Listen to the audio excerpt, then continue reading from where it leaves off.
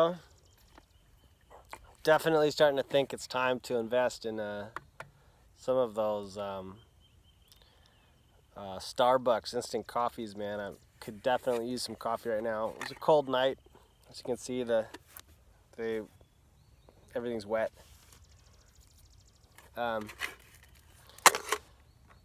Used the BRS stove yesterday to cook my lunch and my dinner. And basically it didn't work, more or less. I mean, I know that that's a really lofty statement to say, yeah, this thing didn't work. But basically, the first time I tried the BRS stove at home, I was shocked at how awesome it was. I got a rolling boil after only a couple seconds, and then the Mountain House meal that I prepared was so hot. I realized I was dealing with some serious heat. It was like really, really hot stuff.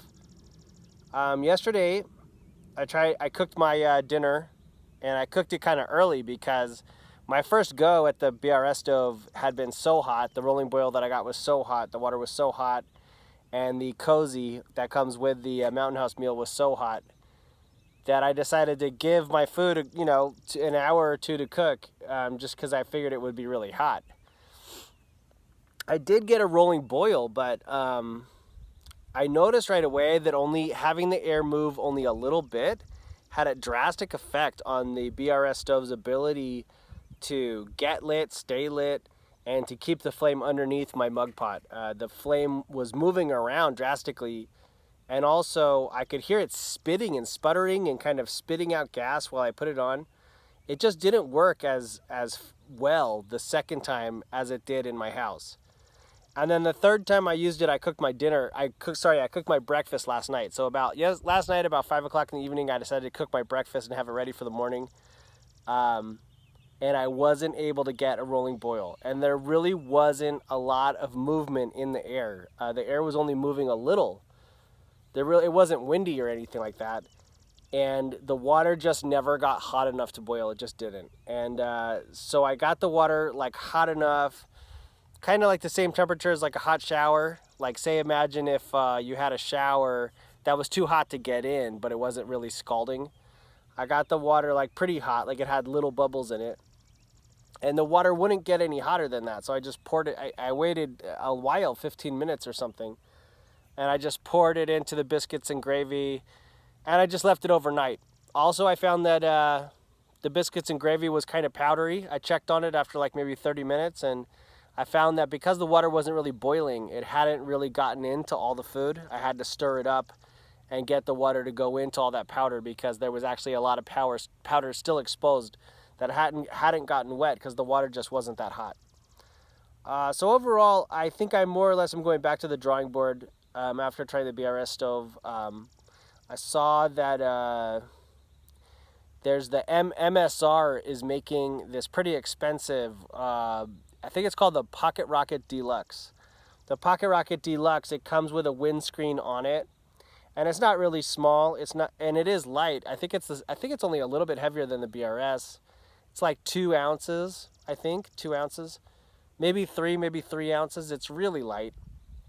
And it comes with the wind guard on it. Now, I think that that's important because yesterday I desperately needed a wind guard for my flame.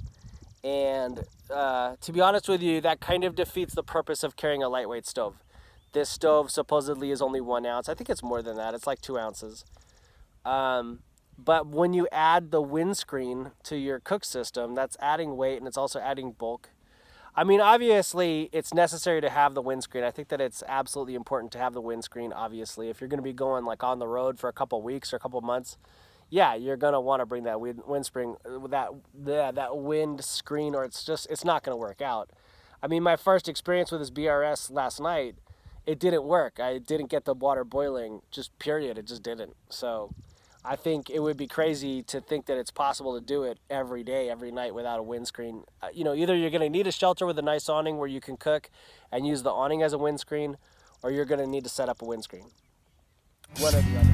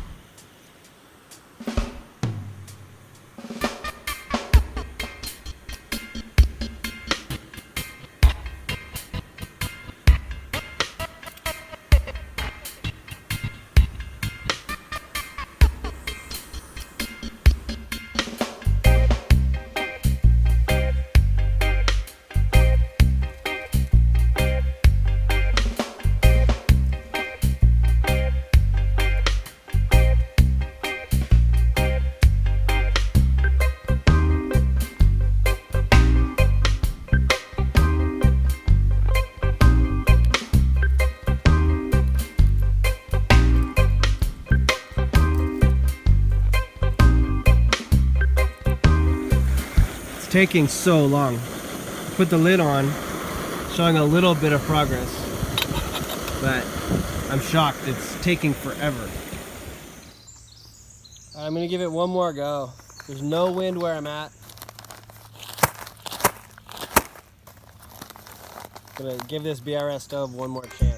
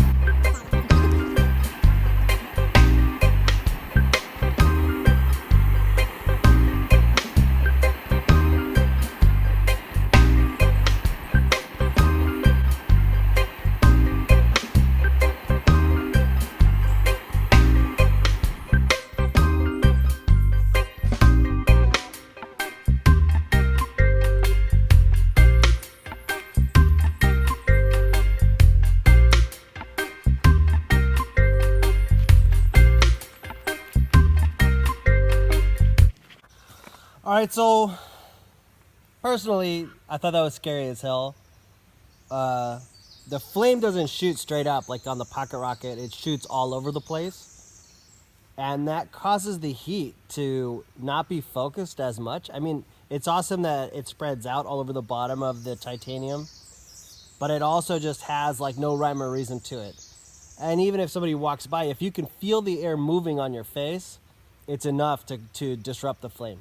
The flame is like partially like going out. It's like if the air moves at all, you're gonna have issues. I could use my Tyvek to create a windshield, but I don't know about that. I mean, you're gonna definitely for sure need some kind of like set foil windscreen to use this. The handle on the titanium cup was too hot to grab because the flame was like spread out. I don't know. It's kind of out of control. It's kind of crazy. But yeah, I got a rolling boil 2 out of 3 times. The second time I didn't. So